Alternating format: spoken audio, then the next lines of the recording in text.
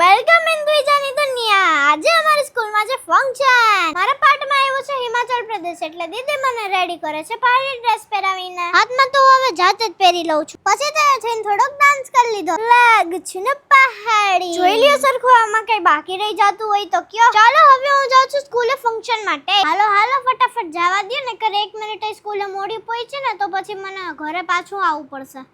શું થયું? પણ શું થયું તો કે હે બાઈક લઈને આવી. તડકો હતો દીકુ. અરે આ તો અમારા હોનાના ખરી ગયા. બાઈક લઈને ન જાય તેડવા તોય આને રોવું આવે. જો તો મમ્મી મને નથી જાવું કાલ સ્કૂલે, રહેવા દે નલી. કેમ?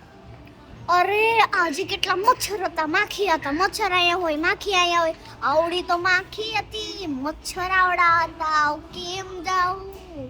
જો કઈડી ગયા. ગમે એટલા બાના કાઢો ને તોય મમ્મી મને મોકલી દે છે. મમ્મી પહેલા જેવી નથી રહી. પછી તો મેં મારો ગુસ્સો મચ્છર ઉપર નીખાડ્યો. જોવા બધા ટપા ટપ માર નાખ્યા. મચ્છરને થોડા જીવ તો રખાય, એને તો મારી જ નાખવાનો હોય ને.